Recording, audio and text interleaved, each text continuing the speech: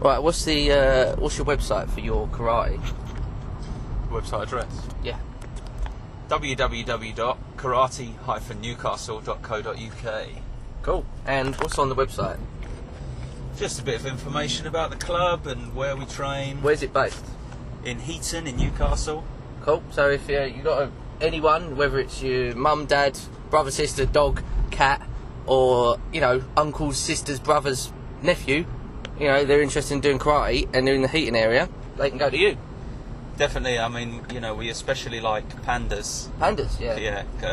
But the problem is they're not coming in to do kung fu. They're coming in to do karate. So. Plus, getting the suits for the pandas is a bit, No, we do sizes up to. Yeah, but they've got really small legs. We could give them children's trousers. Yeah. Yeah. Cool.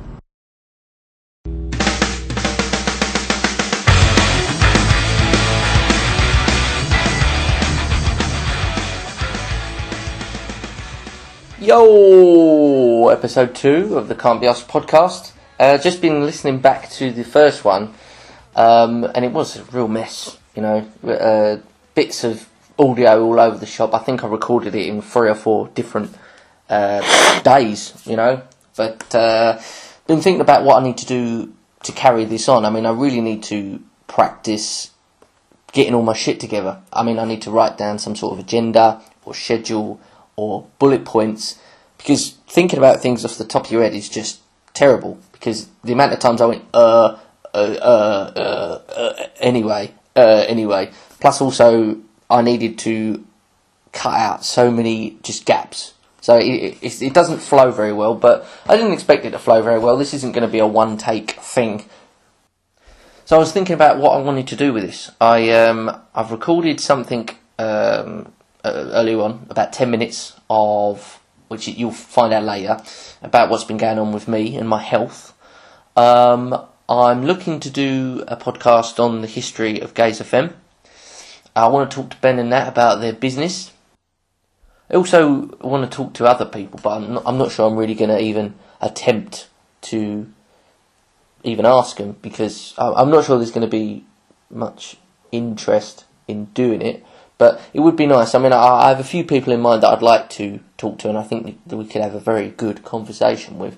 But whether that materialises or not, I mean, no one's really going to know about this unless they stumble upon it, which is very doubtful. No one really uses Google Plus anymore. But I mean, I know my brother would be up for doing plenty, so I've got him that I can easily just do lots of different stuff about. I mean, I've just finished watching the Formula 1. British Grand Prix, which was pretty good in compared to some of the previous races. I'm looking to do some history ones of just stuff I found. Like I found loads of MSN chat logs. They were quite fun to read. I'd like to do podcasts about many things. I'd like to potentially do one about music, or one about TV shows, or just stuff that's I find interesting. And I could find that other people would find interesting and would be able to talk to. Like, I could talk about films with Ben and Nat. I mean, they'd be perfect guests for that. I could potentially do a podcast on wrestling with maybe Aaron or Mike, because I've got a fair bit of knowledge in that, and so have them. So there's plenty. I mean, just need to get round to actually doing them. So as I said previously, there's about 10 minutes of what's been going on with my health recently, so you hear that.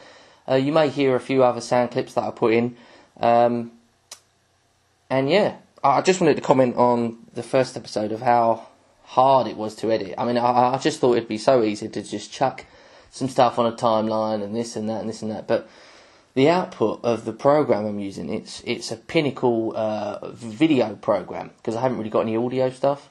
And the output for audio only is brilliant. But then I thought, where I'm putting this, I need some video. I need a photo or something. And it just made the file types massive. So I've really got to look into getting some better software. But I'm happy with this dictaphone I've got. It's an Olympus something digital voice recording VN 8500 PC. Yeah, it's pretty good. The file size of that's quite small, and it's quite good quality, I think. So I'm quite happy with that. Right, so here's the section about my health. Before I go into some information about what's been going on with me lately, I'll go back about, I don't know, month, maybe 2 months ago. I randomly started getting chest pains. It coincided with, I decided that I wanted to start eating more healthily during the day. And my idea was, if I had a healthy breakfast and lunch, then I would be able to eat anything I wanted in the evening. And in theory, that sounds good. Sounds like it could actually work, and be pretty healthy. Quite a balanced diet. So what I was doing, I was having vegetable or minestrone or whatever soup at lunch with a couple of thins to dip in. And I probably wasn't even having breakfast, I don't think. Maybe just a cup of coffee for breakfast. But around that time, maybe I went 2-3 solid weeks of just having soup for lunch, and I was really enjoying it. I really quite enjoy minestrone and vegetable soup. I started getting some odd chest pains. It was on my, if you were looking at me, on my right side, near where my heart is. And if I used to rub my chest when they were happening, and it kind of seemed to make it feel better. But this carried on for some time, and I'd also kind of, something would happen in my chest where it would knock the wind out of me, or I'd kind of like gasp sort of thing, because I don't know whether my heart was skipping a beat or what. But this went on for some time, and it was only after some time, when I started mentioning it to people, that I decided to go to the doctors with it. So I went to the doctors, and he kind of blew me off the first time I went, because he was just kind of, I'm not trying to say anything bad about doctors or anything, but it felt like he wasn't really listening to me. And he just went, "Oh, it's probably heartburn, just take some Gaviscon." And I said to him, well, I had been. Someone had suggested that to me, and it hasn't helped, And he was like, "Oh, just, try it again, sort of thing, and come back, or whatever." So I can't really remember why I had a second appointment. Oh no, sorry, I do know now. It's a second appointment because I said about how my heart rate was stronger, faster, compared to, I went to the gym with Hamlet, and he was really knocking it out on the gym, and he had quite a low heart rate. And I was looking at mine, and I was just doing a walk or something, and my heart rate was above his. So I found that a little bit worrying. So when I mentioned that to him, he goes, "Oh no, I've not got time to talk about it. Book another appointment, and we'll talk about it." So I was like, "Oh, all right, whatever." So then I came back, maybe a week later, and I started describing it to him, and he was doing all these tests on me, and he was like, "Oh, it's fine," and I was like, "Okay, yeah, well, I can't really describe it anymore. It may be fine as I'm sitting in this doctor's office, but it was higher." So he said, "Oh, we'll give you a 24-hour ECG, which is an echocardiogram, which is where they stick loads of sensors on your chest in certain places, and it records your heart rate for however long you have the monitor on for," which I had on for 24 hours. So I went back, I think maybe a week later again, to get that fitted. It was a Monday, 11 o'clock, and then on the Tuesday, the Monday, I had to go to the gym, so I finished work early, went to the gym with this bloody massive mechanism, like a lunchbox, hanging off me, and then I came home and had people around, and we had a good laugh. While this was on, I was getting the occasional chest pain, so I was documenting what had happened and when and what it felt like. And so then the next day, the Tuesday, I went back to the doctors, gave in back the ECG and my little diary of what had been going on. And then in a couple of days later, I was going to ring up and they were going to tell me what they thought. I've actually forgotten something. I actually had a blood test as well, and I'm really not good with needles, so that wasn't fun. But I had a blood test. So 2 days after the Tuesday, so Thursday, I rang them up and they said, "Oh, your blood test results are fine, but come back and the doctor will talk to you about the ECG." So let's see, probably Monday? No, it's Friday, yeah. That was the Thursday, and the Friday I came back in, and he went through the ECG, and he said, "Oh, nothing seems to be out of the ordinary." he asked a few questions because there was a little bit of irregularity and stuff, but he said that I had a certain something, I can't remember what it was called, but it meant that my heart rate was higher than it should be. So that he suggested I go to see a special cardiologist. So luckily I'm with Bupa, and I set up an appointment for Bupa, which was going to be that Monday. So I will admit I was getting quite worried about my chest pains. Like they were becoming a lot more frequent than I would have liked. So I went to Bupa. I had what did I have? Well, I had an ultrasound of my heart, which was really uncomfortable, really not nice. I mean, it was like a little. Well, I can't even describe how big it was. It was not very big sensor thing, and they were pretty much jabbing it between my ribs. It was really uncomfortable, and also I don't particularly like listening to my heartbeat and stuff like that on the machine that she was looking at it on. It was obviously Louise could see what was going on with the ultrasound, but I could hear it, and it's just not a very nice experience.